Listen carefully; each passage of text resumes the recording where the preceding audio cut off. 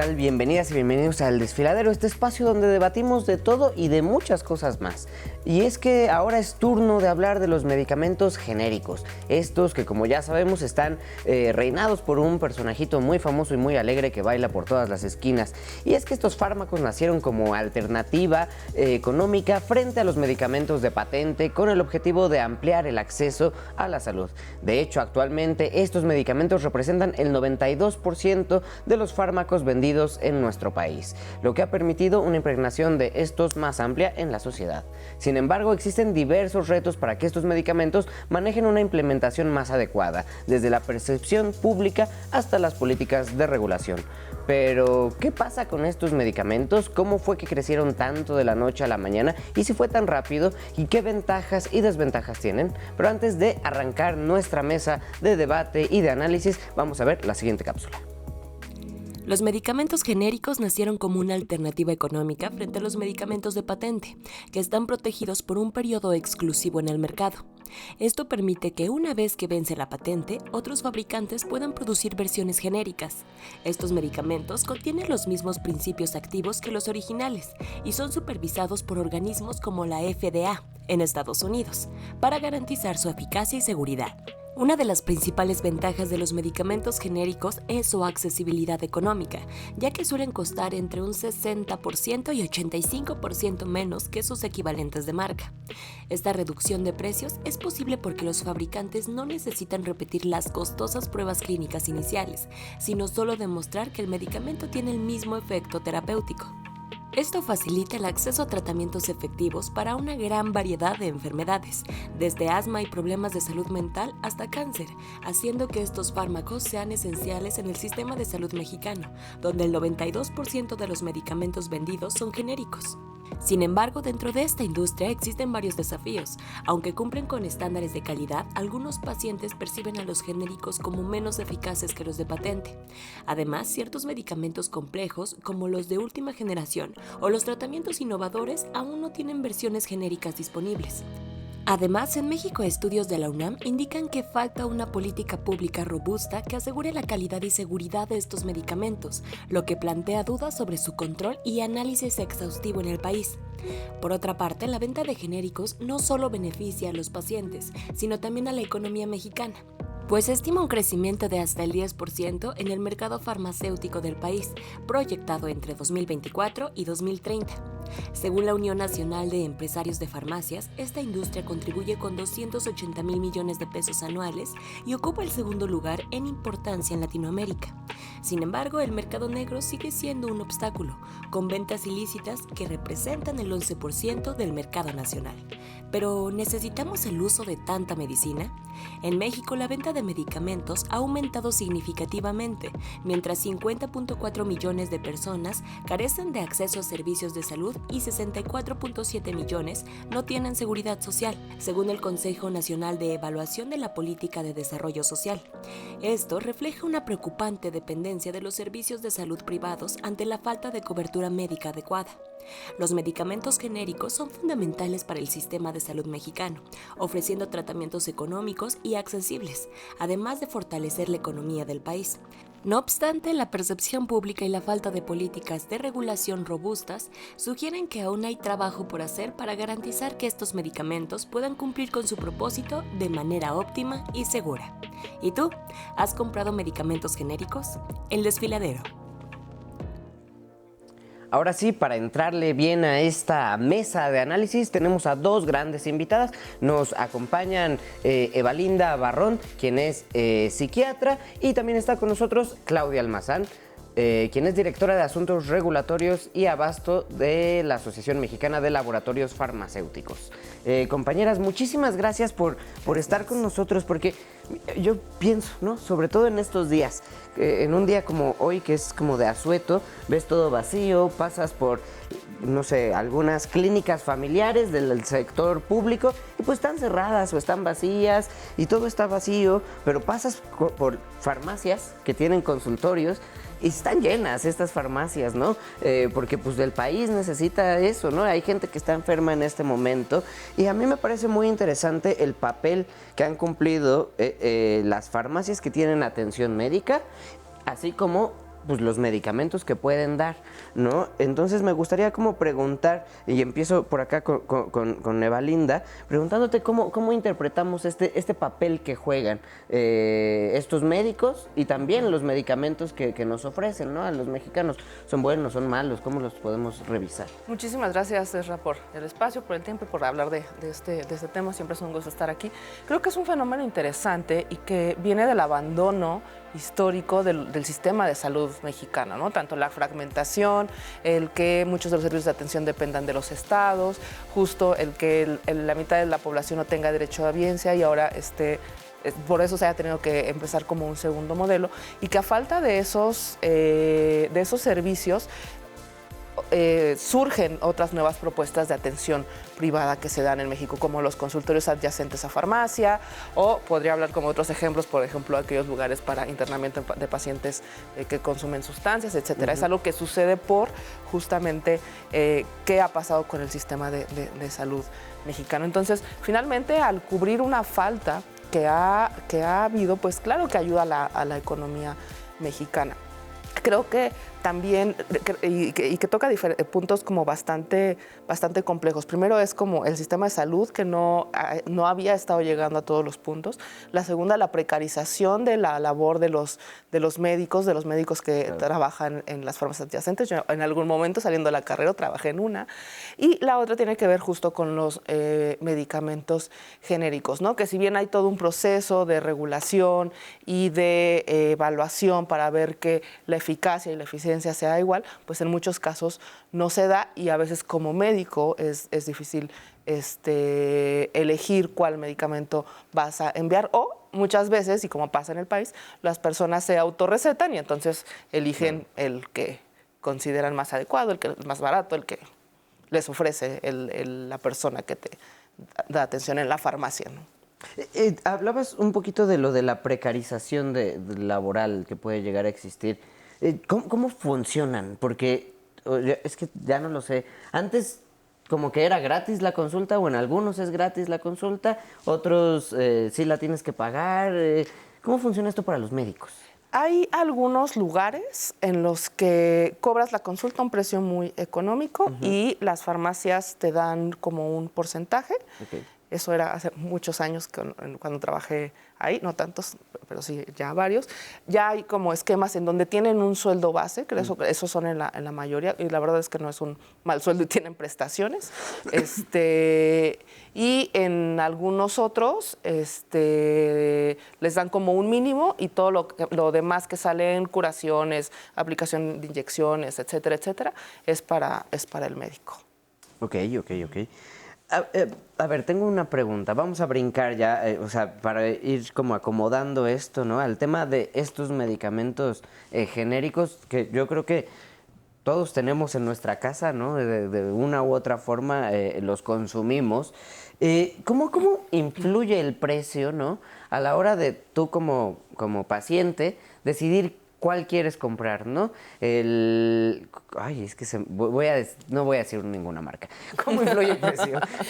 Digo, pues definitivamente, como ya lo mencionaba la cápsula, la diferencia de los medicamentos genéricos versus los medicamentos de patente, en primera instancia, es el precio.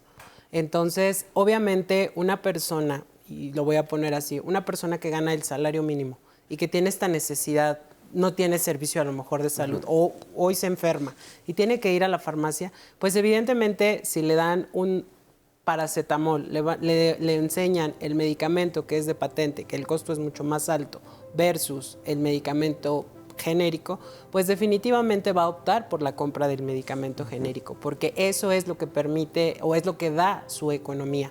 De hecho, últimas estadísticas indican que el gasto en salud en los hogares se ha visto incrementado. Particularmente esto se vio durante la pandemia.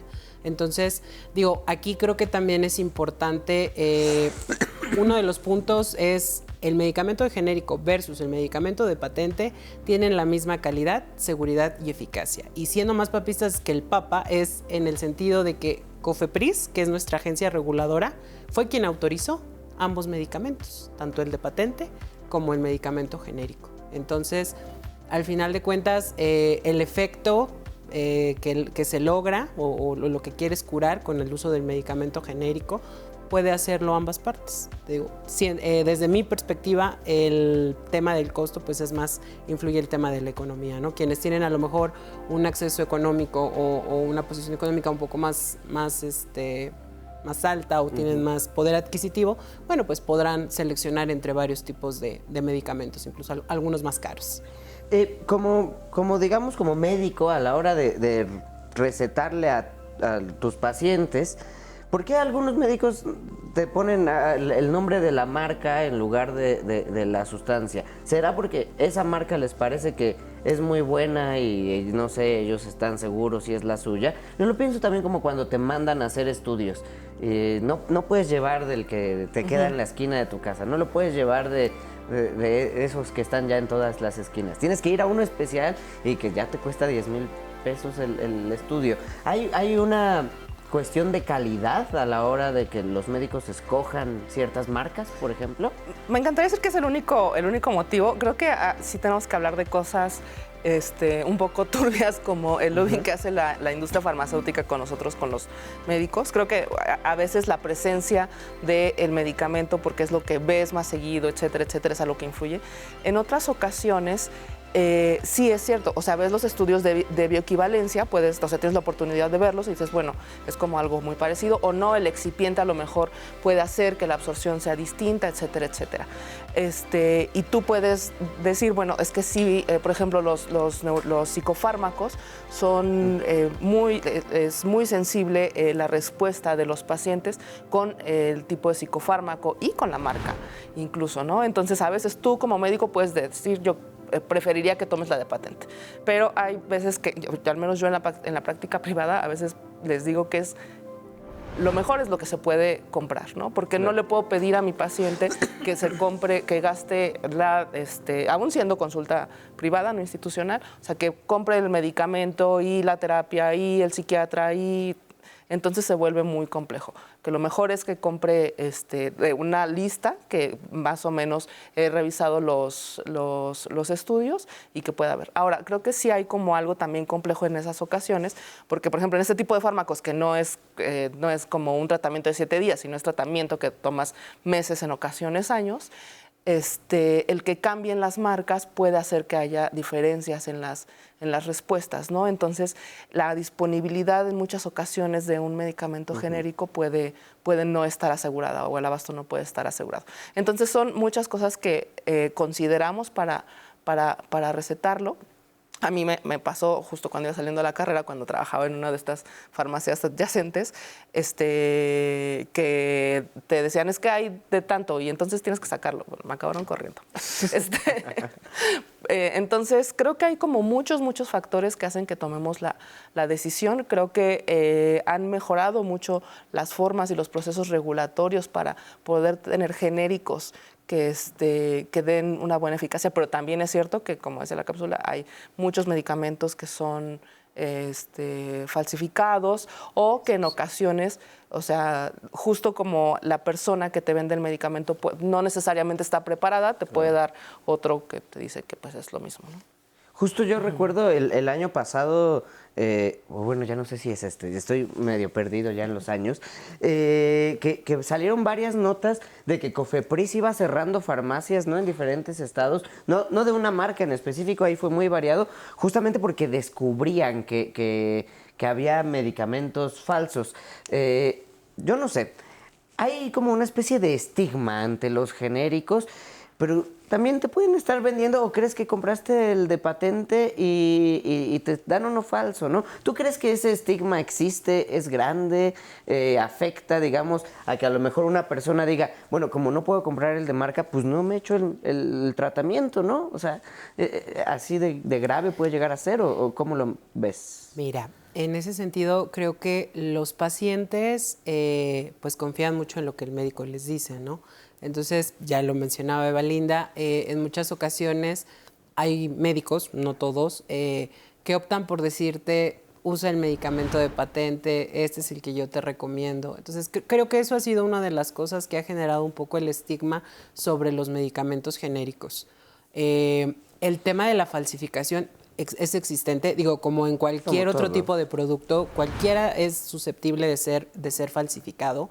Sin embargo, creo que aquí es importante la cultura que puede tener los pacientes para poder identificar este tipo de medicamentos. Creo que es un área incluso de oportunidad, las diferentes, desde la autoridad sanitaria, la propia industria farmacéutica, en escuelas donde se imparten las diferentes carreras, el poder tener la manera de poder identificar que un medicamento esté falsificado. Digo, de entrada, lo primero, nunca se debe de comprar un medicamento ni en tianguis, ni en ningún otro establecimiento que no sea una farmacia, ¿no? Donde haya un profesional de la salud que te atienda, que te diga, este es el medicamento que usted está comprando, ¿no? Y evidentemente, como todo, si hay alguna reacción o no hay una eficacia, como le llamamos, o algún efecto del medicamento, está la alternativa de que uno pueda reportar esas reacciones tanto a la autoridad sanitaria, que es COFEPRIS, como a la propia empresa que fabrica esos medicamentos. Entonces, la realidad es que sí, desde la existencia de los medicamentos genéricos, muchos han sido las personas que dicen, pues no me convence, justo un poco a lo mejor al hablar del precio, ¿no? Es a lo mejor para ellos impactante como un producto que cuesta 1,500 pesos, hablando de la patente, de pronto pues cuesta 50 pesos. Claro. Pero sí es importante que conozca todo el proceso que lleva a que eso cueste 50 pesos y que entienda que ese producto que ellos están comprando tiene la misma calidad, la misma seguridad y la misma eficacia que este medicamento de patente. Y eso está avalado por quien lo autorizó, que en este caso es COFEPRIS. ¿Y cómo hacen eso? O sea, ¿cómo un medicamento que a mí me está vendiendo tal laboratorio cuesta 5,000 y me lo venden en 50? ¿Es porque los otros se pasan mucho de rosca o porque los que hacen, los genéricos, hacen muchísimos y es más barato? ¿Quién? O alguien pierde o alguien está exagerando. Bueno, en el caso de los medicamentos de patente, o le llamamos también medicamentos innovadores, son producto de la investigación de estos laboratorios farmacéuticos. Entonces, incluso llevan un tema de patente, protegen los derechos para poder explotar esa innovación que ellos han registrado. También, bueno, reitero, hay un proceso de investigación clínica, preclínica, que es en animales, en seres humanos, por ejemplo, para identificar cuál es la mejor forma farmacéutica, cuál es la mejor vía de administración, cuál es la concentración que yo te debo de dar. Entonces, todo eso es ciertas etapas que llevan tiempo y eso les permite también tener la exclusividad de poder vender su producto por un mínimo de 10 años, ¿no? ¿Qué es lo que pasa con el medicamento genérico? El medicamento genérico no lleva a cabo este tipo de estudios que son costosos y que llevan tiempo. Entonces, ellos nada más, de acuerdo a la regulación, sea COFEPRIS, Estados Unidos, FDA o la EMA en Europa, ellos te dicen, para que tú puedas demostrar que tu medicamento es intercambiable con el medicamento de referencia, tienes que hacerme un estudio, puede ser in vivo o in vitro. Es decir, in vivo le llamamos que es en pacientes, un estudio lo que nosotros le llamamos bioequivalencia, estudio de intercambiabilidad, o un estudio in vitro es nada más le llamamos perfiles de disolución, es una prueba que se hace, pero eso te permite garantizar, lo comparas, el término, lo comparas contra ese medicamento innovador de patente o también llamado de referencia y al final de cuentas haces algunos cálculos estadísticos, matemáticos que te concluyen que tu producto es bioequivalente, genérico, que es equivalente más bien al medicamento de referencia innovador o de patente. Ese es el tema nada más. No son los años de investigación que llevan los otros productos de patente. Estamos hablando como de genéricos que uno puede comprar, ¿no? en la tienda y, bueno, en lugares específicos, no en cualquier lugar. Pero pienso, por ejemplo, también en los medicamentos que lleva a dar el sector salud, ¿no?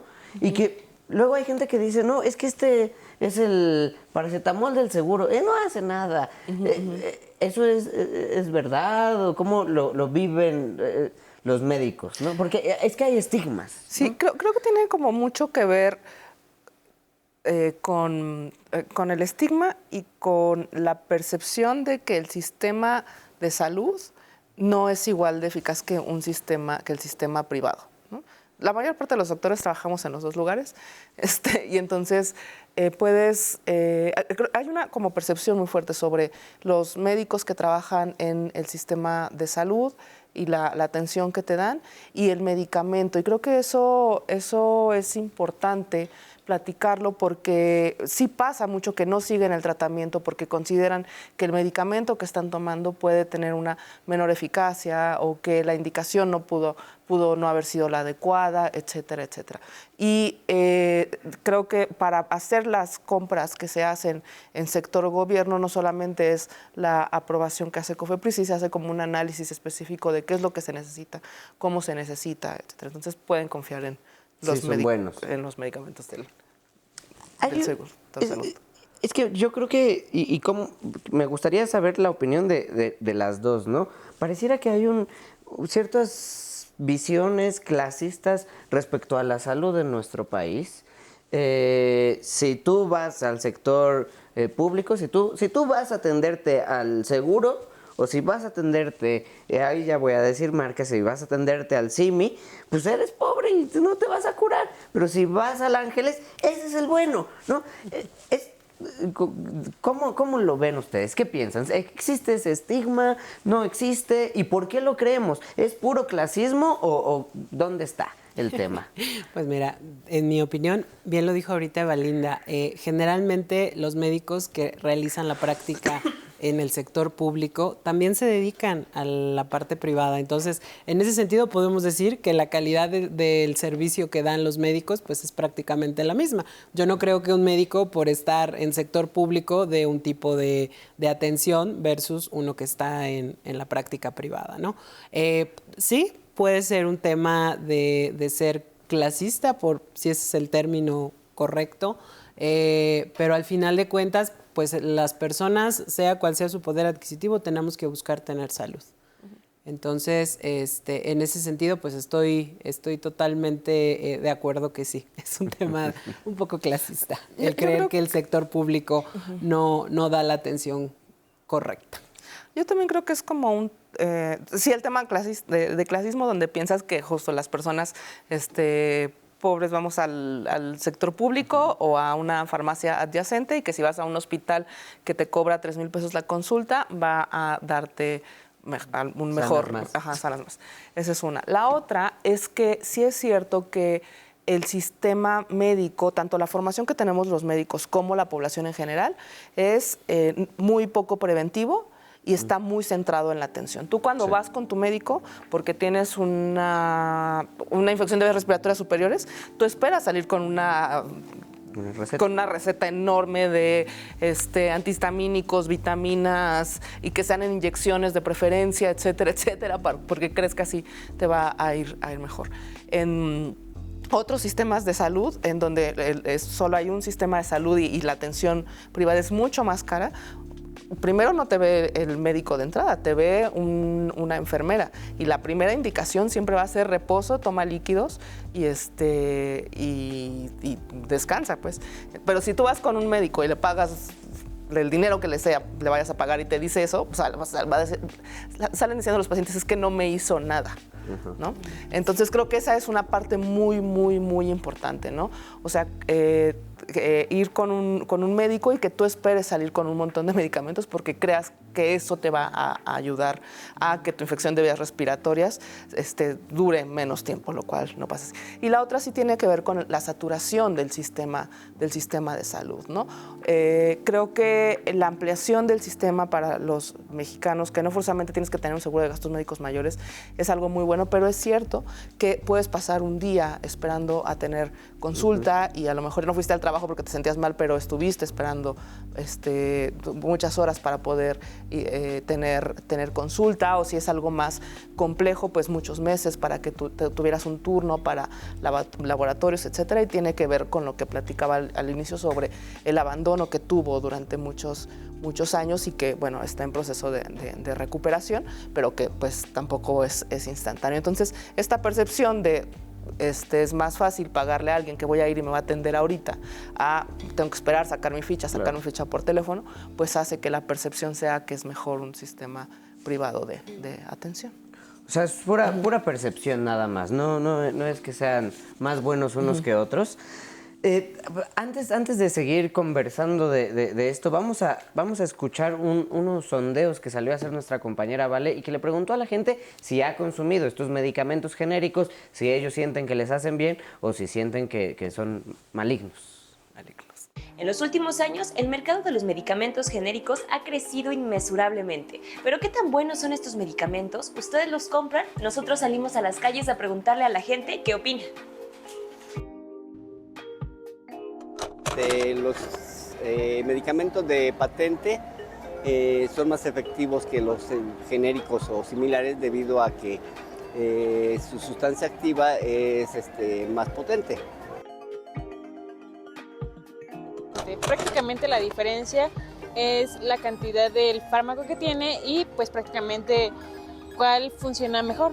En este caso el de patente va a ser de mayor costo en su totalidad, en la mayoría, y el genérico pues prácticamente es el que cuesta menos, pero tiene una mayor consecuencia en cuanto a sus síntomas.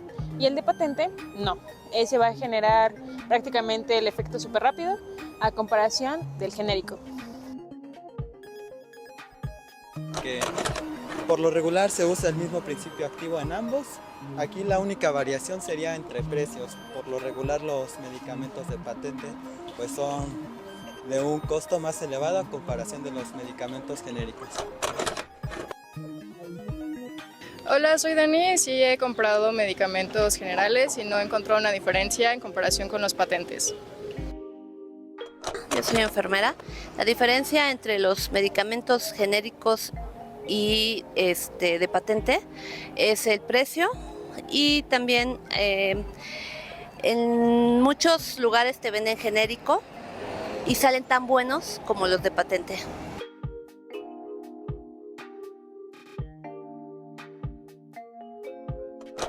Son mejores los patentes que los genéricos, aunque digan que no. Por experiencia sé que sí hacen mejor efecto los de patente que los genéricos. Pues esto fue lo que nos dijo la gente, pero mejor hay que regresar al estudio para ver qué opinan nuestros expertos y déjenos saber qué piensan ustedes acerca de estos medicamentos. Tienen una sustancia activa más potente, los medicamentos de patente. Yo, la verdad, no sé, no estudié nunca nada de la prepa. Fue la última vez que tuve biología o química, algo cercano a eso, ¿no? ¿Qué significa esto de que la sustancia activa es más potente? ¿Si es así o cómo funciona? Yo voy a decir, sí he llegado a tener momentos en donde digo, no, quiero esa, pero es como una marca que uno escoge, ¿no? Y se vale que tengas tu marca favorita, claro. Pero yo no sé qué tan real pueda ser, ¿no? Que a lo mejor te hace el mejor efecto. Mira, en ese sentido, un poquito seré breve para explicarte cómo está conformado un medicamento. Trae el fármaco, principio activo, sustancia activa, que es el que hace el efecto deseado, es decir, el que va a aliviarte un dolor de cabeza, el que va a ayudarte con tu gastritis, con un dolor, etcétera. Y bueno, viene acompañado de una serie de sustancias que se llaman excipientes, que esos no generan ningún efecto, más bien es para darle la forma, para que se pueda conservar, para que pueda, al momento de tomarse, pueda llegar al sitio de acción, etcétera. Entonces, ahorita que dicen que es más potente el de patente, bueno, ellos lo que dicen es, pues es que es el que más efecto, ¿no? Me quita el dolor. Uh-huh. Si el de patente me lo quita en 10 minutos y no, el genérico me lo va a quitar en media hora. Pero te digo, esto creo que es un poco también el estigma que tienen de decir es que los genéricos no funcionan. Y ahorita, por ejemplo, veía las opiniones de algunos estudiantes ya profesionales de la salud, creo que ellos sí entienden un poquito más la situación. Yo en algún momento hice un análisis, igual agarré el medicamento de patente y agarré uno de genérico, ¿no? Puedes revisar a través de la página de la Autoridad Sanitaria COFEPRIS, ver un poquito cómo está conformado dicho medicamento.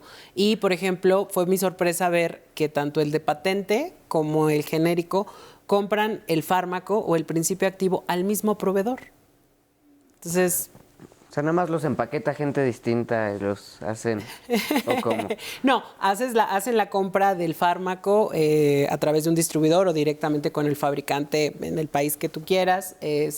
Bueno, ya lo traen aquí a México, lo combinan con estas sustancias que te digo que se llaman excipientes y ya forman la tableta o el vial donde te van a, que te van a aplicar, que te van a inyectar, o dependiendo de la forma farmacéutica. Entonces, al final de cuentas, vienen el origen del fármaco, que es el que dicen que es más potente, es el mismo. Otro ejemplo que te puedo dar, no voy a decir marcas, pero por ejemplo, hay uno que es muy conocido que era de ranitidina, la marca que todo el mundo conocíamos, que era la más comprada, no es el innovador, no es el de patente, es un genérico.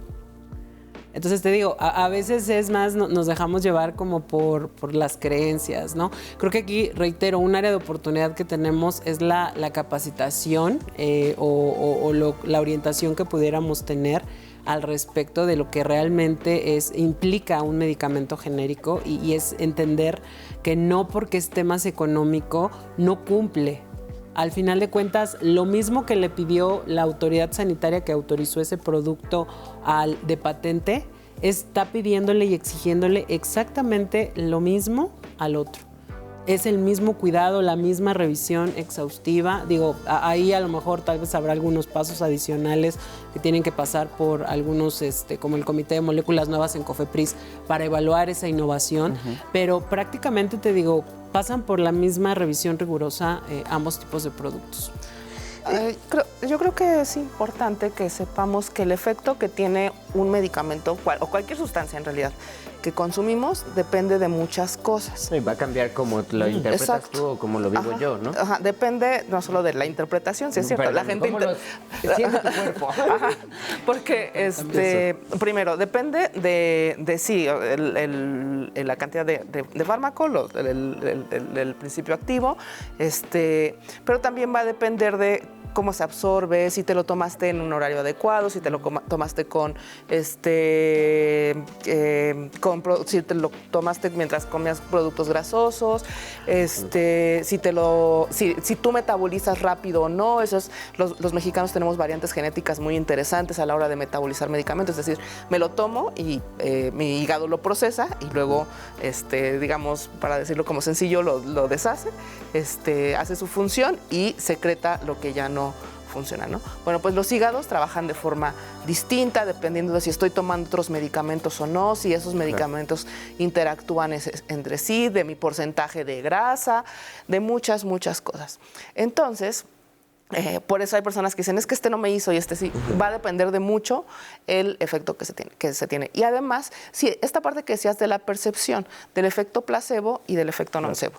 Es decir, si yo me tomo algo y pienso que va a funcionar muy bien, en las escalas de evaluación, al menos por ejemplo en salud mental, puede haber una mejoría solamente por el efecto placebo o puede haber efectos adversos solamente por el mismo efecto. Entonces hay muchas características nuestras y también en la forma de pensamiento y también en los medicamentos, es cierto, ¿no? O sea, nuestro médico puede elegir algo de liberación prolongada por algún motivo que se tiene que tomar tantas determinadas horas, entonces a lo mejor en genérico no existe esa presentación, pero te especificaron que era de liberación prolongada, entonces tiene que ser esa porque si no va a actuar de forma distinta, pero creo que cuando hay dudas, pregúntenselo a su médico siempre, oigan, lo puedo comprar genérico, y ya te dirá, no, porque necesito que sea esta, porque tal, te dura 12 horas, te lo tienes que tomar a tal hora, a las 4 de la mañana, antes de esto y esto y esto, y lo repites a esta hora y tienes que ser exacto. O sí, en realidad no pasa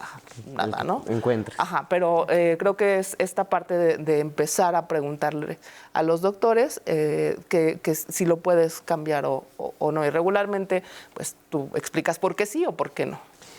Estaba pensando, ¿cómo está el abasto de medicamentos en nuestro país? Porque creo que también había ahí una relación con, pues, que ciertos laboratorios tienen las patentes, entonces no sé si estaban llegando, había una historia por allí. Y ahí mi pregunta sería si para asegurar el abastecimiento de medicamentos en el país, no hablo del sector público en específico, sino que haya en el mercado, conviene que haya más genéricos, que se abran más patentes, ¿no? ¿Cómo lo ven? ¿Qué piensan? Vamos por acá. Muchas gracias. Mira, el tema de abasto, pues digo, obviamente es muy importante. Me voy a ir un poquito a lo mejor ahorita hacia el tema del sector público. En lo que se refiere a compra pública, los medicamentos de patente no entran a un proceso de licitación. No son compras, como es la única fuente de abastecimiento, nada más ahí se negocian los precios y se adquieren. Sin embargo, para el tema de medicamentos genéricos, estos en su mayoría sí se compran a través de las famosas licitaciones, ¿no? En este caso, la pandemia nos dejó una experiencia en el sentido de que, bueno, pues se tiene que garantizar que haya medicamentos, ¿no? Hubo mucho desabasto, también estuvo lo del tema de los medicamentos para las enfermedades mentales, pero el desabasto no se da nada más porque el medicamento o el fabricante del medicamento diga, no lo quiero vender. Como te decía, hay muchos factores o una cadena, le llamamos nosotros la famosa cadena de suministro, todo lo que involucra el poder fabricar el medicamento. ¿Qué pasó durante pandemia? Muchos de los países cerraron filas y dijeron, yo voy a fabricar medicamentos para mí, para mi país. Entonces, uno de los temas que lamentablemente hay en México es nuestra dependencia hacia materias primas del extranjero. Entonces, por ejemplo, muchos de los fármacos empleados para hacer medicamentos psicotrópicos, medicamentos controlados, pues estaban en desabasto. ¿Por qué? Pues porque estaban, lo que se fabricaba, pues estaba ocupando para su propio país, ¿no? Entonces, esto, bueno, pues finalmente genera este desabasto. El sistema de salud está pasando por un proceso de reacomodo muy fuerte, muy importante, donde veíamos que había procesos de compra a lo mejor no tan transparentes en algunos estados, o no tan eficaces o no tan eficientes, ¿no? Creo que México está en una transición que esperemos sea lo más rápido posible, pero que ha llevado como un tiempo para poder evitar este tipo de situaciones y que, bueno, pues estamos en ese proceso. Creo que un buen ejemplo de algo que sí se hizo como muy bien fue la compra del medicamento para la erradicación de hepatitis, que fue en un costo mucho más económico y dio como el abasto para todo el país, incluso para las personas que no son derechohabientes, ¿no? Entonces, creo que es como un ejemplo muy bueno. Pero teníamos otros donde justo el suministro se vuelve algo bastante complicado. Lo que pasó con los medicamentos psiquiátricos sí fue como un asunto porque, en efecto, había solamente un laboratorio que tenía como estas compras, hubo ahí algunos problemillas, algunos roces, y entonces no solamente afectó a la institución, sino a las ventas privadas, ¿no? Y que finalmente la autoridad tiene que tomar acción y vigilar que todos los procesos estén adecuados para poder seguir. Y esto ocasiona que se usen otras marcas, pero la industria tiene como determinado lote y determinado número de cajas, por ejemplo, para un país. Entonces necesito 2,000 más, porque hay procesos de programación a lo largo del año. Entonces, esto hace que sí puedan surgir estos fenómenos que no solamente tienen que ver con cuántos más gobierno de México, sino un montón de situaciones externas, internacionales, nacionales, que afectan la industria y afectan cómo se venden los medicamentos, y que en efecto, o sea, como una muy buena parte de la atención se da en privado, pues a veces pensamos que tiene que ver con bloqueos de parte del gobierno o así, pero pues fue una serie de problemas. De eventos desafortunados. De eventos desafortunados. ¿Cómo estamos como país? O sea, ¿podemos autoabastecernos de algunos medicamentos o dependemos en todo sentido o en mucho sentido, en gran mayoría, del extranjero para los medicamentos que necesitan los mexicanos? No definitivamente dependemos al 100% del extranjero. Tal vez estos medicamentos especializados, como algunos medicamentos que le llamamos biotecnológicos, que ya son como de una tecnología un poco más avanzada. ¿Y cómo qué es eso? Digamos un ejemplo. Un medicamento biotecnológico, pues la insulina. Ok. Sí, son medicamentos que se obtienen de organismos vivos, o sea, no necesariamente provienen de ese polvito de paracetamol. No, es lleva una tecnología un poco más sofisticada para poder elaborarse. no son tan sencillos de fabricar. De hecho, prácticamente es como si estuvieras haciendo el genérico del biotecnológico, valga la redundancia, le llamamos nosotros biosimilar. Okay. Y el poder hacer ese medicamento biosimilar tiene usa una tecnología muy avanzada. Entonces, bueno, perdone, ya se me está yendo las ideas. Disculpa.